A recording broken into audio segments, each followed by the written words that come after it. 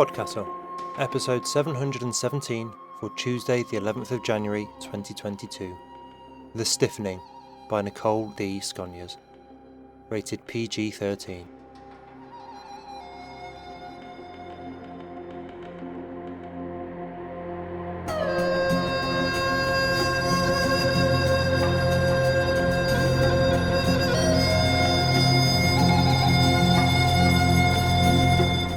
Good morning, good day, good afternoon, and good evening, and welcome to PodCastle, the flying castle of fantasy fiction. I'm your host, Matt Dovey, and I am delighted to present for your excitement and enjoyment, The Stiffening, written by Nicole D. Sconiers and narrated for you by Larice White. This episode is rated PG-13 and was originally published at Nightlight Podcast back in 2018, a fantastic podcast of black-authored horror. They are doing important work in excellent ways and have been friends of escape artists for a while and took part in the EA Witching Hour special last Halloween. So, if you're not already listening to them, go check them out, especially if you're a fan of our tentacled older sister Pseudopod. First up, a bit of business that I'd normally mention at the start of a month, but we had enough business to deal with the last time. Patreon, Twitch, Discord. As you know by now, PodCastle and Escape Artists as a whole is entirely donation funded.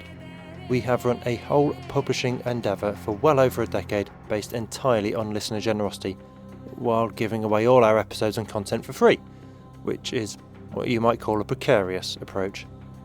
If you want to keep this castle flying and the dragon well fed with sustainably sourced food rather than, local peasantry, there's a multitude of ways you can chip in.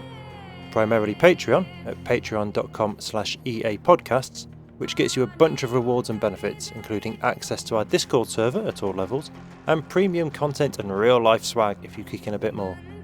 You can also support us on Twitch, and if you've got Amazon Prime anyway, you can do that for no extra cost. Check escapeartist.net for more instructions there, as well as other methods to support us like Ko-fi, PayPal and more. Your support means the world to us. It means we can keep on presenting stories like this week's to the world. Work that we think is important. Speaking of this week's story, your author this week is Nicole D. Sconiers, the author of Escape from Beckyville, Tales of Race, Hair and Rage, a speculative fiction short story collection that has been taught at colleges and universities around the country. Her short story Kim was published in the anthology Sycorax's Daughters, which was a Bram Stoker Award finalist. Miss Sconiers was a guest columnist for Nightmare Magazine's The H Word. Her short story, The Eye of Heaven, appeared in the anthology Black from the Future, a collection of black speculative writing published by BLF Press, which received a starred review from Publishers Weekly. Her short stories How to Become an Ancestor and 70 Decibels appeared last year in Lightspeed and Speculative City magazines, and her short story Epiphany is in the horror anthology December Tales, which came out September 2021. Ms. Sconiers currently resides in Pennsylvania, where she is working on a collection of horror stories and a horror podcast. Your specially selected narrator this week is Larice White. Larice is a poet, actress, writer and procrastinator. She lives in Michigan with her daughter. Larice has now been narrating for us for over a decade, starting way back in 2011 with N.K. Jemison's Sinners, Saints, Dragons and Haints in the City Beneath the Still Waters, which was voted number 3 in our listener top 10 that we celebrated our 10th birthday with. So, you know you're in for a good telling here. And now pay attention, for our tale is about to begin. You should listen to your mother. The Stiffening by Nicole D. Sconiers. Narrated by Larice White. I was 8 years old when I realized that I never saw my mother sitting, ever, or lying in bed, or immersed beneath the blanket of suds in our old clawfoot bathtub. She was always upright. Afternoons would find her in the kitchen, tending something on the stove or wiping down counters with a dish rag. This is how I remember her. Thick black hair spilling over broad shoulders and sturdy legs, clad in a print skirt and drugstore stockings. She loved to cook, to bring a steaming and pungent plate of collard greens to the table, to serve my sister Trina and me a slice of her famous orange pound cake. Even though she was on her feet all day mixing batter at Xavier's Donuts, The sound of a metal spoon clanking against a pot usually met me and Trina when we came home from school. Older than me by 3 years, Trina was the more thoughtful sister. "Mom, you work too hard. Sit down and let me fix you a plate," she would say. Mother brushed off Trina's concerns with a smile as she brought a bowl or a glass to the dining room table. "That's all right, baby. You and Valise enjoy your free time." Then those lean, long legs carried her into the living room where she would pull back the curtains she had stitched by hand. Home from school, the other girls on the block would be practicing their drill routines in the street, or the staccato thumping of twin ropes on asphalt would drift in through the screen door as my neighbors played double dutch. They never invited me to join their games. Double-handed, I was called. That meant I turned the rope too clumsily for their liking and out of rhythm. Mother never beheld this festival of flailing limbs from a chair by the window, like our elderly neighbor, Miss Isabel, who wore wigs and scolded the neighborhood kids as if they were her own. Nor did my mom recline on the front stoop, glass of too sweet iced tea in hand, chatting with Miss Irene or Mr. Alphonse, an unmarried couple who lived in the bungalow next to ours. She always stood, arms crossed, in the middle of our bay window, as if she were controlling all activity on the street with a glance. Every girl tries to find her mother's handprint in her own life, whether to embrace it or slough it off. I was no different. Although Trina and Mother were closer, I was the daughter who looked the most like her. My hairline mimicked hers, a fuzzy stream that meandered along my temples and ended at my ears in a vortex of tight curls. Moles, like dark flowers, dotted our cheeks, while Trina had the smooth brown skin of our father, long dead. Mother and I were often complimented for our long, dainty fingers that we inherited from my grandmother Hallie, who used to hang wash from a clothesline with wooden pins and who once rode 3 buses to the valley every day to clean homes for white folks. This is where the similarities ended. The more I watched my mother, the more I realized I was not like her. I preferred reading Mad magazine in my room to cooking, and I had no desire to pick up around the house. Serving other people bored me, but I could sit and squat and kneel, and I had never even seen my mom bend her legs. One night, my suspicions about Mother were confirmed. Unlike other 8-year-old girls I knew, my nose was always buried in books about ghosts and werewolves, and one particularly scary story caused me to awaken with a start. My bedroom was so small it could only fit my twin bed and a faux wood roll-top desk. My chamber, Trina called it. I gripped the covers. Even though I was alone in that tiny, airless room, it felt as if I had entered a world of shadows.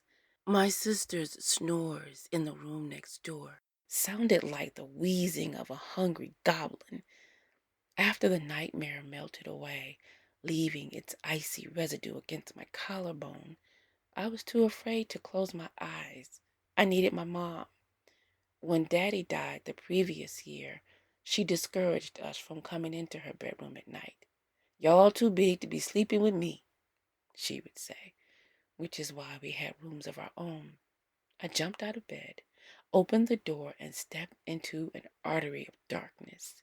As I crept down the narrow hallway, there was no moonlight streaming through the bathroom window, no crackling glow visible beneath Mother's bedroom door from her Panasonic television, just blackness.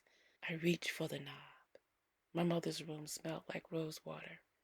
It was the only thing she used to wash her face, which was as lineless as lard and just as smooth. A woven basket filled with yarn and needles sat on her nightstand. Knitting was another activity that gave my mom something to do with her hands, although she never sat in the rocking chair by her window as she worked. It was a peculiar sight to see her standing, yarn and needles in hand, with just her butt resting against the windowsill, her shoulders framed by the Santa Susana Mountains in the distance, as if she were holding the entire range aloft. But what was more peculiar that night was the sight of those fluffed pillows where no head had rested, the three doilies like oversized snowflakes placed on the smooth bed covers. From behind me came a rattling noise, like an overweight man struggling to breathe.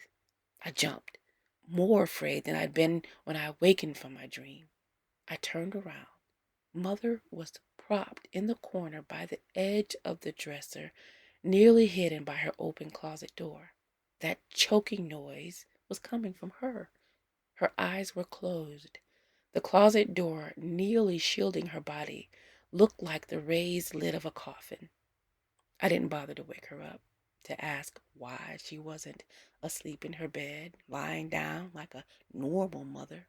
What frightened me more than the woman I loved, standing upright in a flannel nightgown, snoring like an asthmatic man, was that she had been asleep for hours on her feet, and she was smiling. I backed toward the open door and quickly left her bedroom. I never mentioned that night to anyone, not even to Trina. It was one of those painful and confusing discoveries I needed to keep to myself, like finding out your mother is a thief, or smokes, or drinks whiskey from a jelly jar. I watched my neighbors' mothers carefully to see if they were always on their feet as well. But the women on my block were sitters, on stoops, bus stop benches, on church pews, and on hard plastic laundromat chairs. The mothers of my classmates were no different. Whenever I went to Christy's house after school, we would find her mom sitting at a table playing bid whist with her friends. And whenever I spent the night at Becky's house, her mom lounged on the couch in a pink negligee doing crossword puzzles and smoking Marlboro cigarettes. In spite of her disability, my mother wasn't diminished in my eyes. She seemed whole to me, more whole than the women at Bethel AME Church who knelt by the altar to pray. Mother's lips were always stretched in a wide smile, ready to laugh with you, or joke with you, or kiss away your tears. I grew defensive of her as if she stuttered, ready to protect her from the taunts that were sure to come from the girls on my block when they discovered her condition. They noticed everything, especially the older girls. Every new hairstyle, every secret relationship, every zit. They wouldn't come right out and ask, "Why your mama can't sit down, Valise?" No. They would couch their insults in song as the double Dutch rope beat a scornful melody on the asphalt. "Mailman, mailman, do your duty. Here come Miss Posey with the big old booty. Left foot, right foot, left foot, right foot. Here come Miss Posey, always standing around. Left foot, right foot, left foot, right foot, never touching the ground. 'Cause she can't sit down." But those taunts never came. Over the years, the neighborhood kids surely looked through our bay window and saw Mother's constant parade from living room to dining room to kitchen, never once sitting on our green leather sofa or wicker chairs. They watched her at the wake for Miss Irene as she stood by the door of the funeral home, greeting a stream of mourners, handing out fans with Martin Luther King's face emblazoned on the front. They saw her upright in her Sunday best at the side door of the high school auditorium, cheering and taking pictures as Trina walked across the stage to receive her diploma. No one mentioned that they never saw her sitting, that they had never known her legs to bend. Years of vertical living didn't seem to weaken Mother. She still walked around as erect as ever in a print skirt and thrift store stockings 2 shades lighter than her skin. One night, I sat on Mother's bed as she leaned against the windowsill. She was sewing. I fingered the white organza that I would wear down the aisle in a few months, watching her quick fingers. "Don't you ever get tired?" I asked her. "Of what?" "Busy work," I said. She smiled, her moist brown skin as lineless as it was. when I was 8. You know I love to sew. It won't be long now, baby. I know, Mother, and I really appreciate you making my dress, but you never rest. Even her sighs smelled of rose water. Helping folks keeps me strong, she said. I patted the bedspread. Sit with me while you sew, she frowned. The first sign of irritation I'd noticed in a long time. I can't do that, Belize. Why not? I indicated the floral cover again. Rest a minute while you work. Those greenish brown eyes singed my heart. The day I sit down is the day I die, she said, parking her needle in the stiff white material. Standing is in my blood. It was in your grandmother's blood. It's in yours, too. I swung my legs around on the bed and leaned back against the pillow as if testing this strange pronouncement. It must have skipped a generation, I said with a laugh. Mother watched as I pulled first one leg, then the other to my chest.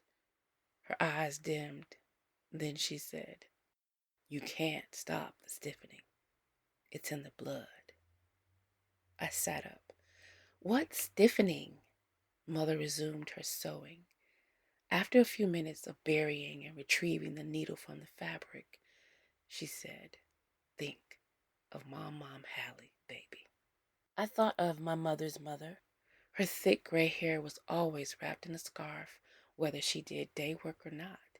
When I was a kid, I sometimes accompanied Mom to the homes of the Wozniaks and McCrackens, skipping my fingers along the sticky keys of her employer's grand piano as my grandmother mopped floors, wiped crumbs from an oak table. Whenever we rode those 3 buses across town to the valley, she stood in the aisle, pocketbook under one arm, the other arm holding the metal strap above her head, even when the bus was half empty. Standing is good for the heart, my mom used to say.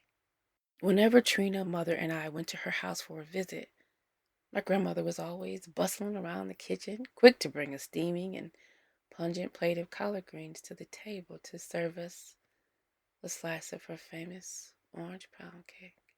She was always upright, I said aloud. Always upright, Mother repeated with a sad smile. Gave birth standing up, like a mare, same as me. I fell silent. That image rolled around in my head, bloody and throbbing. My mother and my grandmother had brought babies into the world on their feet, and while I knew women in some cultures preferred that birthing method, I knew no other women in my family who did. As far back as I can remember, the only time I saw my mama lying down was when we buried her, Mother said. I flexed my toes as if to flick away those awful words. That was the past. There has to be some medication to cure it now. I never trusted no doctor. Didn't want to be experimented on like a rat. I tried herbs, potions, even a recipe for a strengthening tonic that belonged to your great-grandmother Annie Lou. Nasty stuff. It was some old concoction of nettle leaves, high john root, garlic, and wormwood. She grimaced as if refusing a spoonful of the bitter mixture. Her legs, clad in beige stockings 2 shades lighter than her skin, seemed to lengthen as if bolstered by the remembrance. I'm going to fight this, Mother. I have a career. I design things. I can't stand around the agency all day. I had a career too, Valise. You think I love fixing food for other people? Always serving, always helping, always mixing batter? Her laugh was edged with sorrow. She paused to rethread the needle, and those dainty fingers shook a little. I couldn't even cook when I met your father, but I learned. You will too. I wanted to be a ballerina. I never knew you wanted to dance. I know you didn't, baby. Your daddy knew my secret, and he took it to his grave. I didn't want nobody to pity me or for you girls to be teased. I know how vicious kids can be, she said.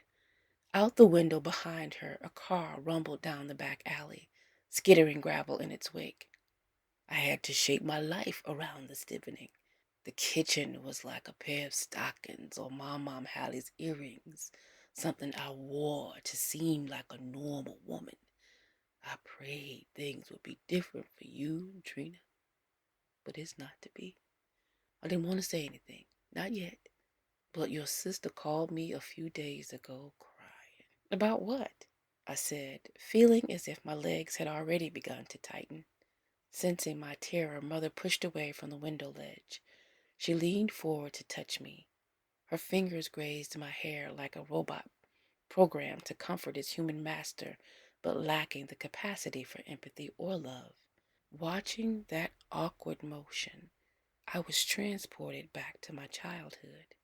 My mother had never stooped to pick me up, had never given me a bath, had never sat by my bedside to read me a story at night. Mother sighed. She was at evening service at Bethel, and she went up to the altar, but she couldn't kneel down to pray. Later, I think about our conversation while fingering the wedding dress Mother made. I'm standing in a small church on Adams Boulevard, half listening to the minister's words. My sister, my bridesmaid, moves like a woman on stilts in her lemon-colored dress, as if newly learning to navigate the floor.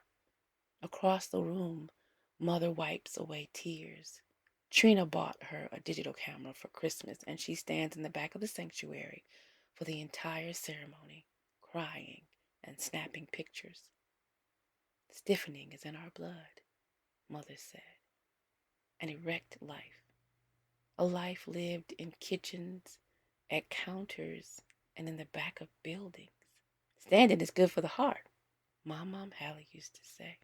But she didn't look so healthy in her silver blue casket, her legs horizontal at last. Her skin had the ashen sheen of a defeated woman. My groom, Nathan, lifts my veil and I give him a distracted kiss. I can't cook, can barely make a bed, and I'm not ready to embrace a life on my feet. Nathan threads his arm through mine, and we walk down the aisle to greet our well-wishers.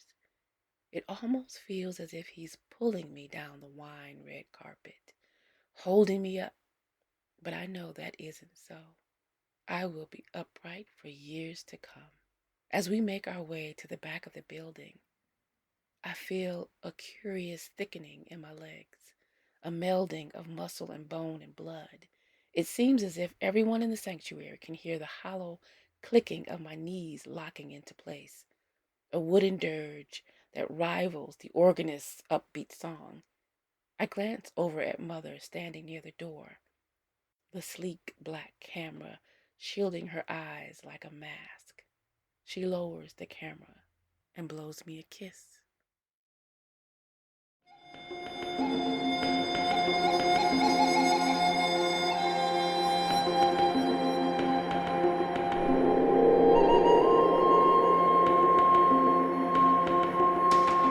And welcome back. Nicole sent us these notes on the story. My grandmother cleaned houses for a living when I was a kid, and I would often accompany her as she did day work. I would run my sticky fingers along the piano keys in her employer's house while she dusted, mopped and washed dishes. Although she never complained, I felt bad for my grandmother because she was always on her feet. With my short story, The Stiffening, I wanted to examine how it would feel to be on your feet for life. Never being able to go to the movies or sit down for a drink with friends because you can't bend your legs. Always existing in the back of rooms, sanctuaries and buses because of this generational condition beyond your control. I never saw my grandmother as powerless or diminished. To me, she always towered over her wealthy employers. The stiffening honours her quiet strength while examining issues of invisibility and generational trauma. It's taken me a lot of years to recognise how much I've inherited from my parents. Not just my height and my hairline and what have you, but learned behaviours, the lessons that sunk in so early they sunk in deep. And a lot of them I've only recognised as I've had kids of my own and realised I'm stuck in patterns I saw when I was too young to question them. Trying to change those patterns is hard work, fighting against my very nature, or my nurture, I suppose. It's like second thoughts from Pratchett's Discworld, in a hatful of sky. First thoughts are the everyday thoughts, everyone has those. Second thoughts are the thoughts you think about the way you think. Training yourself to have second thoughts about your first instincts is tiring, lifelong work. The lesson I'm still learning about all this is that those patterns were not necessarily passed down to me by choice, not consciously given. Learning to forgive my upbringing, and in doing so, learning to forgive myself when I'm an imperfect parent too. Of course, I have to acknowledge the role of privilege in allowing me to question these patterns. As Nicole's story shows, some behaviours are forced on us from outside by society's cruel structure. There are layers here that I'm not qualified to comment on by dint of my privileges and experiences. But if you've got thoughts of your own to share, then we do post every episode with its own hashtag on Twitter, or you can jump on our forums at forum.escapeartists.net and discuss it there. One of the very best parts of being an author is seeing the discussion unfold, knowing that your story hit home and got thoughts and gears whirring. Every story is part of a conversation. It's a gift to the author when you get involved, so please do get involved, wherever you're most comfortable doing so. That was our show for this week. On behalf of everyone at PodCastle, your co-editors Shingai Njeri Kagunda and Eleanor R. Wood, your assistant editor Sophia Barker and audio engineer Peter Adrian Berefesh, forum moderator Ossicat, and our many wonderful first readers Tierney Bailey, Aidan Doyle, Amelia Harrington, Kai Hudson, Craig Jackson, Devon Martin, Julia Patt, Hamilton Perez, Sri Krishna Prasad, Zeev Wheaties and Caitlin Zavanovich, and myself, Matt Dovey. Thank you for letting us share another story with you. The legal bit. PodCastle is part of Escape Artists Incorporated, and this episode is distributed under the Creative Commons Attribution Non-Commercial No Derivatives 4.0 International License. That means you can share it, and please do, but you cannot sell it and you cannot change it. If you want specifics, check creativecommons.org. Our music is by Shiva in Exile. Everything we do on PodCastle is 100% donor funded, and if you'd like to support what we and the rest of Escape Artists do, please join us on our Patreon at patreon.com/EAPodcasts. Prefer another method? There's details for supporting us via Twitch, Amazon Prime, Ko-fi and PayPal on escapeartist.net. We'll be back next Tuesday with another fantastic tale. In the meantime, you might care to check out our sister podcasts, Escape Pod for science fiction, Pseudopod for horror, and Cast of Wonders for YA speculative fiction. If your heart belongs to us, though, we'll see you next week. Be safe and be kind.